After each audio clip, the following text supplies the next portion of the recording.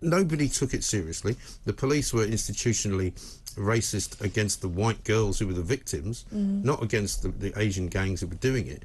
And they were frightened of being accused of being racist. It's extraordinary. But the latest story is a 51-year-old guy who was known as, apparently, the Master, jailed in 2012, lost his UK citizenship in 2018, has come out of prison now and was due to be deported to Pakistan, where he was a citizen, but he managed somehow to become... to relieve himself of his citizenship in Pakistan. So now he can't go. They can't deport him. So he's stuck here without UK citizenship or Pakistani citizenship. What do we do with it? Yeah, I don't understand the legal intricacies of this. So he has somehow managed to find himself effectively stateless then if he doesn't have if he's not a British citizen and a Pakistani citizen.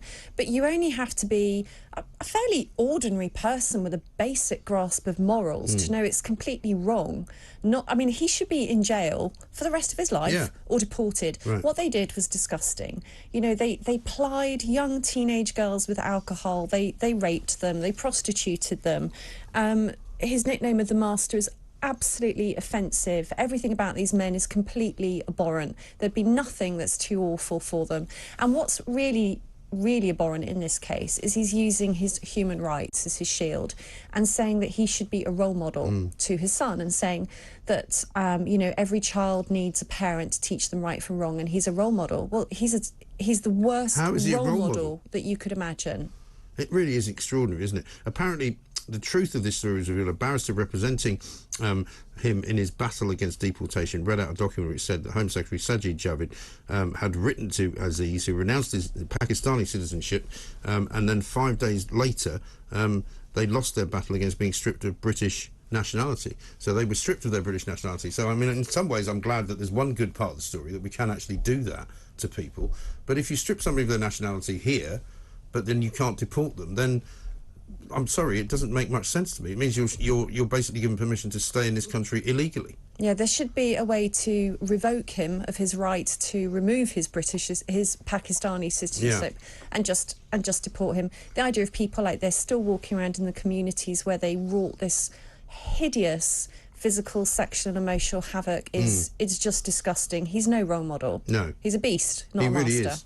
And speaking of barristers, you know, we were talking earlier about the RMT strike. Barristers going on strike. Now, there's a lot of sort of, you know, what I would call spinning going on here, because we keep hearing from some barristers that, well, you know, criminal barristers on legal aid sometimes earn less than the minimum wage. I don't think that's entirely true. I think some of them may not be making fortunes. However, they are actually doing okay. And the only way you can calculate that they end up making less money is if you say, oh, but they do lots of preparatory work that they don't get paid for. Well, don't we all? You know, I get paid to do a 3-hour radio show. Do you think I just turn up 1 minute before and leave 1 minute afterwards and that's all I do? No, but you get paid for what you do, as you do as a barrister. You get paid, I think it's £125 a day to represent people in legal aid situations, say for you know, a sentencing hearing or something like that. So they're doing okay. And also they've got the opportunity, like doctors do, to later on make an awful lot more money, right? Okay, I don't know much. I feel like I should investigate this a bit more. Good friend Francis Hoare is a barrister, and he said there are barristers running up debts, and actually they are in a tricky situation. So I'm going to defer on that. However, there are 60 barristers who are going to be doing really well out of the COVID inquiry. They are. Yeah. See, I knew I could take you down that road. Yeah, you can. And I mean, it's going to cost 40 million a year, so they're not doing too badly. They're not going to be the breadline anytime soon, are they? Oh, it's more than that. Yeah, the Telegraph has run an exclusive story today. So there are going to be 60 barristers on the COVID inquiry, which is a really large number, more than previous inquiries. And, I mean, they're just getting paid, I expect, whatever their standard day rates are. But the bill for those barristers will be £307,100 per week.